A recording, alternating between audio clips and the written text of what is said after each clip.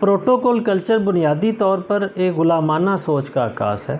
جتنے بھی developed countries ہیں، ایجوکیٹڈ نیشنز ہیں، وہاں پہ آپ کو پروٹوکول کا کلچر نہ ہونے کے برابر نظر آتا ہے یا بہت کم نظر آتا ہے۔ وہ قومیں جو غلامی میں رہی ہیں وہاں پہ اس کا لیول بہت زیادہ ہے۔ اگر آپ ہسٹری کو پڑھیں تو آپ کو بڑے دلچسپ قسم کے واقعات ملتے ہیں۔ جب انگریز یہاں پہ حکومت کرتے تھے تو وہ انگریز جو جہاں پہ سول سرونٹس رہتے تھے، جب وہ واپس جاتے تھے تو ان کو کوئی عوامی عہدہ نہیں دیا جاتا تھا، اس سوچ کے ساتھ کہ تم وہاں پہ غلاموں کے اوپر حکومت کر کے آئے ہو، تمہارے رویے اور تمہاری سوچ جو وہاں پہ ہے وہ بھی یہاں پہ ہی رکھو گے، اور یہاں پہ کیونکہ آزاد لوگ رہتے ہیں تم کامیاب آفیسر نہیں بن سکتے۔ اس طرح کا یہ ایک واقعہ، ایک خاتون، انگریز خاتون جو کہ ادھر سب کانٹیننٹ میں رہیں یہاں پہ، جس کا خاوند یہاں پہ ڈپٹی کمشنر رہا، اس نے اپنی ایک ڈائری لکھی اور اس ڈائری کو بعد میں ایک کتاب کی شکل دی۔ اس کے اندر اس نے ایک واقعہ لکھا ہے جو بڑا ہی زبردست اور دلچسپ ہے۔ وہ لکھتی ہے کہ جب میرا خاوند ایک ضلع کا ڈپٹی کمشنر تھا تو ہمیں کئی ایکڑ پر مشتمل ایک گھر ملا ہوا تھا جو کسی بھی محل سے کم نہیں تھا۔ یہ آپ اگر آج بھی ہمارے جو پرانے ڈی سی ہاؤسز ہیں وہاں پہ اگر آپ جاؤ اور دیکھو تو آپ کو یہ جھلک نظر آتی ہے۔ کئی ایکڑ پر مشتمل ہیں، باغ اندر لگے ہوئے ہیں، ہر طرح کے پودے ہیں وہاں پہ، گراسی لانز ہیں۔ تو وہ کہتی ہے کہ سارا دن ہمارے اس گھر میں میلہ لگا رہتا تھا، بڑے بڑے ذمہ دار ہمارے لیے تحائف لے کے آ رہے ہیں، کچھ شکار کر کے لا رہا ہے، کبھی شکار پہ ہم جا رہے ہیں، پارٹیاں چل رہی ہیں۔ تو وہ کہتی ہے کہ اس ٹائم پہ 2 ہمارے بچے تھے، ایک بیٹا تھا جو تقریباً 4 سال کا تھا اور ایک بیٹی تھی جو 1.5 سال کی تھی۔ وہ کہتی جب کبھی ہم ٹرین پر سفر کرتے تھے تو ہمارے لیے ایک پورا ڈبہ مختص کیا جاتا تھا جو کہ بڑا پرآسائش ہوتا تھا، اور ٹرین جب چلنی ہوتی تھی اس سے پہلے سفید کپڑوں میں ملبوس ٹرین کا ڈرائیور ہم سے اجازت طلب کرتا تھا، پھر ٹرین چلتی تھی۔ وہ کہتی کہ ایک دفعہ جب میں اور میرے بچے کہیں ٹریول کے لیے گئے اور ہم ٹرین میں سوار ہوئے، اپنے ڈبے میں جب بیٹھ گئے، ٹرین کا ٹائم ہوا تو وہ ٹرین کا ڈرائیور ہمارے ڈبے میں آیا، اس نے ٹرین چلانے کے لیے اجازت طلب کی۔ تو میرے بیٹے کا موڈ خراب تھا کسی وجہ سے، تو اس نے ٹرین چلانے کی اجازت نہیں تھی۔ تو ٹرین کے ڈرائیور نے آگے سے یہ سر جھکایا اور کہا کہ جیسے آپ کا حکم چھوٹے صاحب۔ اور جب کیونکہ ٹائم ہو چکا تھا، وhistle بج چکی تھی اور ٹرین نہیں چل رہی تھی، تو ٹرین وہاں پہ جو اسٹیشن ماسٹر تھا اور کچھ لوگ اور تھے، انہوں نے اس کی جب وجہ لی تو پتہ چلا کہ ابھی اجازت نہیں ملی۔ تو وہ سارے مل کر ہمارے ڈبے میں آ گئے، تو انہوں نے میرے بیٹے کو منانا شروع کر دیا۔ وہ ضد میں آیا ہوا تھا اور وہ مان نہیں رہا تھا۔ تو وہ کہتی ہے کہ پھر میں نے کچھ چاکلیٹس کا لالچ دے کر اپنے بیٹے کو منایا، تب وہ ٹرین چلنا شروع ہوئی۔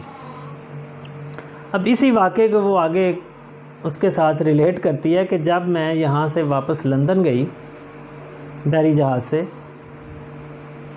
تو لندن سے آگے جو میرا ٹاؤن ہے وہاں پہ جانے کے لیے مجھے ٹرین پہ سفر کرنا تھا۔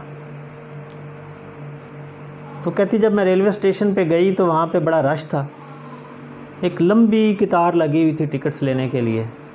تو میں نے اپنے اس بیٹے اور بیٹی کو ایک سائڈ پہ بینچ پہ بٹھایا اور میں اس لائن میں کھڑی ہو گئی تاکہ میں ٹکٹ لے سکوں۔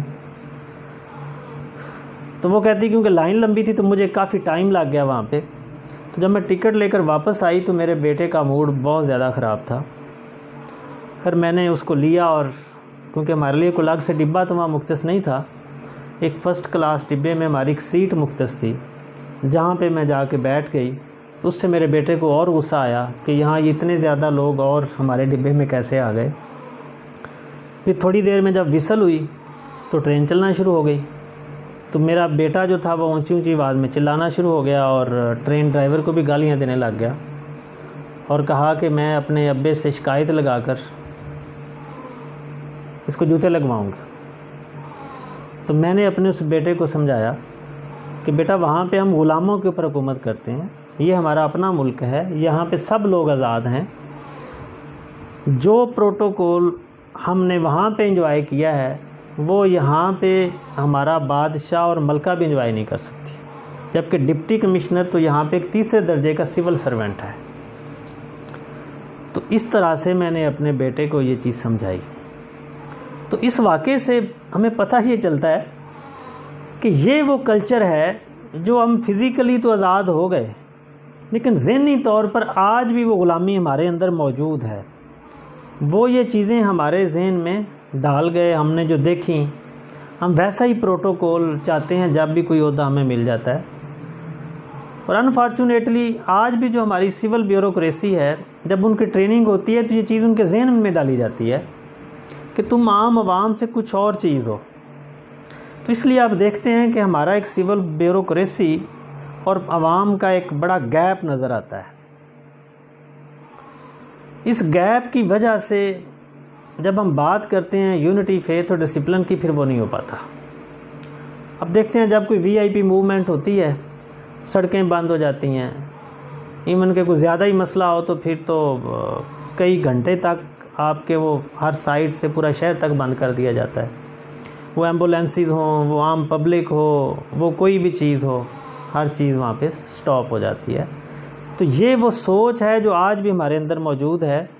جب تک یہ سوچ ہمارے اندر موجود ہے ہم غلامی میں ہی ہیں، میں اس کو آزاد نہیں سمجھتا۔ اور جب تک یہ سوچ ہے، یہ پروٹوکول کلچر ختم نہیں ہوگا، جب تک یہ کلچر ختم نہیں ہوگا یہ گیپ بڑھتا جائے گا، یہ مسائل بڑھیں گے، کبھی بھی ہم ایک زبردست قوم نہیں بن سکتے۔ اور جو نعرہ قائد اعظم محمد علی جناح نے ہمیں دیا تھا وہ تو پھر بہت پیچھے رہ جاتا ہے۔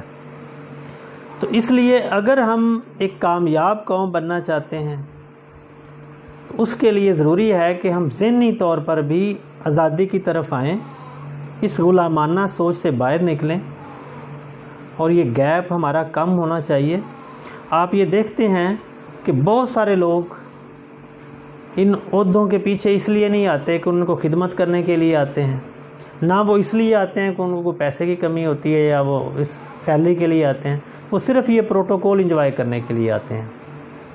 تو یہ وہ سوچ ہے جو اس پروٹوکول کلچر کا باعث ہے۔ جب تک یہ ذہنی غلامی ہماری ختم نہیں ہوگی یہ پروٹوکول کلچر کبھی ختم نہیں ہوگا۔